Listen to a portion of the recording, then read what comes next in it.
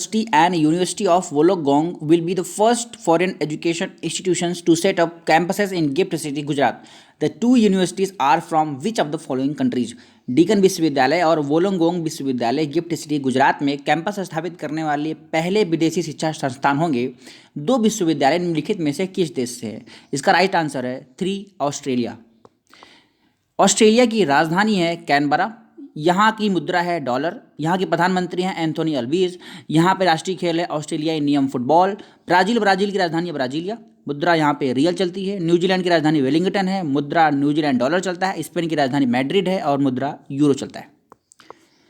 The Competition Commission of India is organizing the National Conference on Economic of Competition Law on 3rd March 2023. The conference is being organized every year since dash.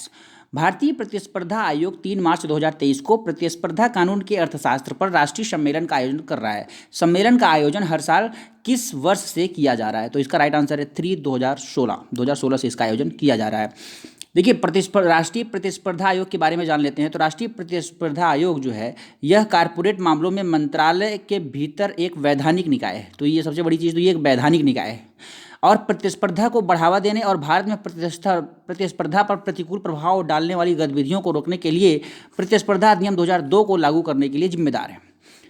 आयोग की स्थापना 14 अक्टूबर 2003 को हुई थी। ये important point है, किस सन में हुआ था? 14 अक्टूबर 2003 को हुआ था। 2009 में धनेंद्र कुमार के पहले अध्यक्ष के रूप में इन्होंने लिया था, मतलब कार्यभार संभाला था धनेंद्र कुमार ने। ठीक है।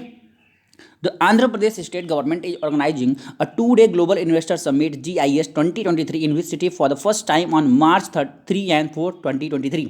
आंध्र प्रदेश राज्य सरकार 3 और 4 मार्च 2023 को पहली बार किस शहर में 2 दिवसीय ग्लोबल इन्वेस्टर समिट 2023 का आयोजन कर रही है? सो इसका राइट आंसर है विशाखापट्टनम।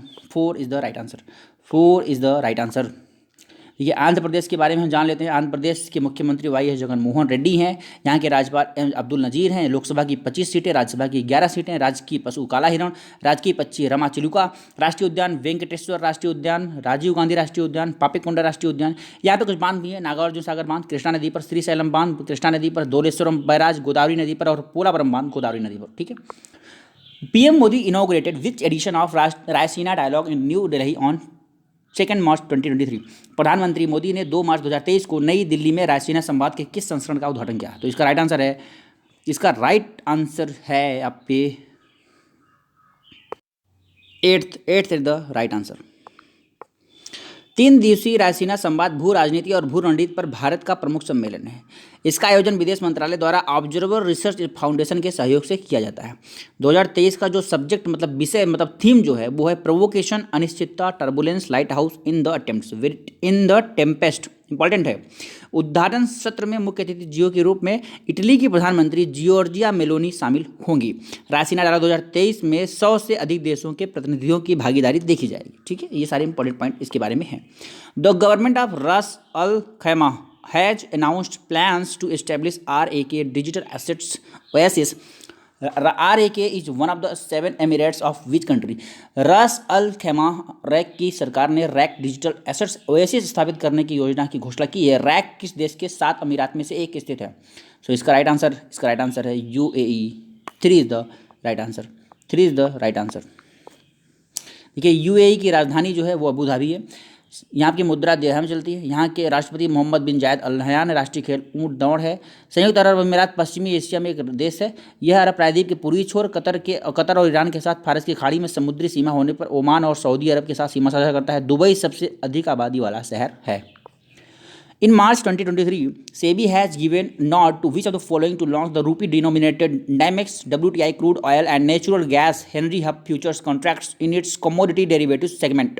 मार्च 2023 में सेबी ने अपने कमोडिटी डेरिवेटिव्स सेगमेंट्स में रूपित नामित NYMEX WTI कच्चे तेल और प्राकृतिक गैस हेनरी हब वायदा अनुबंधों को लॉन्च करने के लिए निम्नलिखित में से किसे मंजूरी दे दी है?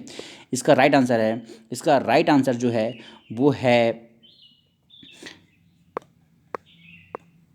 National stock exchange. 3 is the right answer. देखिए, सेबी के बारे में हम समझ लेते हैं। यह भारत सरकार के स्वामित्व वाले भारत में प्रतिभूति और वस्तु बाजार का नियामक है। 12 अप्रैल 1988 को एक कार्यकारी निकाय के रूप में स्थापित किया गया था इसे। 30 जनवरी 1992 को सेबी अधिनियम 1992 के माध्यम से वैधानिक शक्तियाँ इसको दी गई थी। और इसका मुख्यालय बम्बई में है। अभी हम समझ लेते हैं नेशनल स्टॉक एक्सचेंज एनएससी के बारे में। एनएससी मुंबई में स्थित भारत में प्रमुख स्टॉक एक्सचेंजों में से एक है। एनएससी विभिन्न वित्तीय संस्थानों जैसे बैंकों और बीमा कंपनियों के स्वामित्व में है। यह कैलेंडर 2022 के लिए ट्रेड किए गए अनुबंधों की संख्या के हिसाब से दुनिया का सबसे बड़ा डेरिवेटिव एक्सचेंज है और कैश इक्विटी में तीसरा सबसे बड़ा ट्रेड है। इसका स्थापना 1992 में हुई थी। सोलो होतो नोतो Kruse and Hekani Jakhalu have made history by becoming the first women candidates to be elected in the state assembly election of the free state.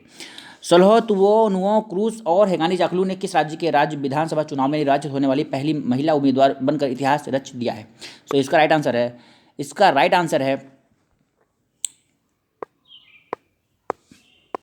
Mizoram. A is the right answer. देखिए आई एम सॉरी, इसका right answer Nagaland है। इसका right answer Nagaland is the right answer.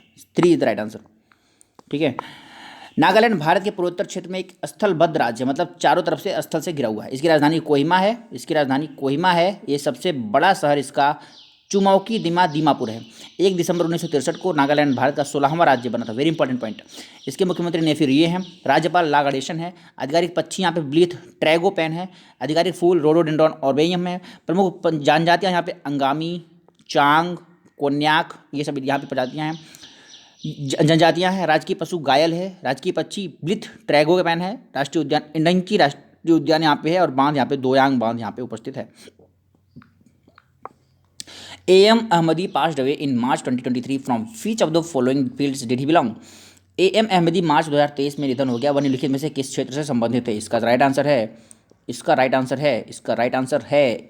है ए, कानून से संबंधित है वो। क्लियर। इसका राइट आंसर ए है।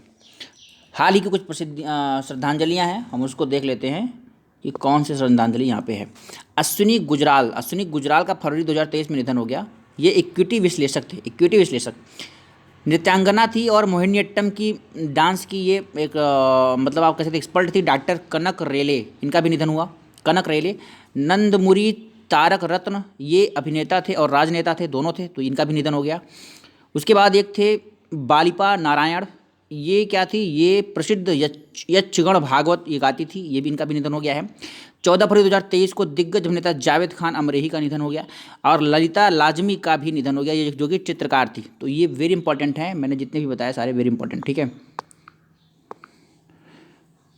पद्म भूषण से सम्मानित प्रसिद्ध गायिका वाणी जयराम का 4 फरवरी 2023 को निधन हो गया। ये क्या थी? ये गायिका थी। और परवेज मुशर्रफ जो कि पाकिस्तान के पूर्व राष्ट्रपति थे, वेरी इंपॉर्टेंट है सारे क्वेश्चन, मर गई ये भी। National human right commission NHRC is organising 2-day national conference on child sexual abuse material in which city from 2 March 2023। राष्ट्रीय मानवाधिकार आयोग NHRC 2 मार्च 2023 से किस शहर में बाल यौन शोषण सामग्री पर 2 दिवसीय राष्ट्रीय सम्मेलन का आयोजन कर रहा है? इसका राइट आंसर है नई Delhi. 3 is the right answer.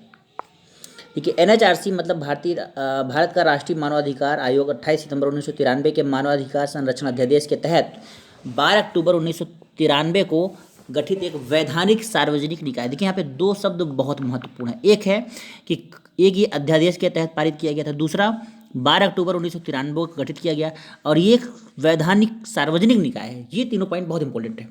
मानवाधिकार संरक्षण अधिनियम 1993 द्वारा वैधानिक अधिकार इसको दिया गया था। इसका क्षेत्राधिकार भारत सरकार है। मुख्यालय नई दिल्ली में है और अध्यक्ष इसमें अरुण कुमार मिश्रा हैं। ठीक है।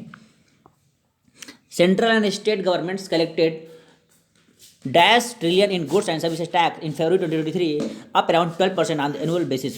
केंद्र और राज्य सरकार ने फरवरी 2023 में वस्तु एवं सेवा कर में इतने डैश ट्रिलियन एकत्र किया जो वार्षिक आधार का लगभग 12% अधिक है। तो इसका राइट आंसर है 1.49 इज द राइट आंसर। देखिए जीएसटी एक्चुअली में है क्या? जीएसटी का मतलब कुल मिला कितना है कि मान लीजिए कंट्री अपना ए है, मान लीजिए अपना भारत है, तो इसके भीतर जो भी लोग रह रहे हैं, चाहे वो विदेशी हैं चाहे वो इंडिया के खुद हैं, ये लोग जो पैसा जितना कमा रहे हैं वो सब को जोड़ करके उसी को जीडीपी बोलते हैं। ठीक है। तो मैं बात पढ़ देता हूँ एक बार। जीएसटी मतलब वस्तु एवं सेवा कर भारत में वस्तुओं एवं सेवाओं की आपूर्ति पर लगाए जाने वाले मूल्य मतलब वैट के स्थान पर इसका इस्तेमाल किया गया है।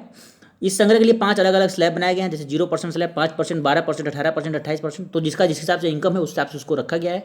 भारत के संविधान के 101वें संशोधन, बहुत बार पेपर में आ गया है, 101वें संशोधन के तहत और 1 जुलाई 2017 से ये प्रभावी हुआ था क्या? जीएसटी। ठीक है। तो ये सब इसके बारे में बातें महत्वपूर्ण है। तो thank you for watching this video. Thank you.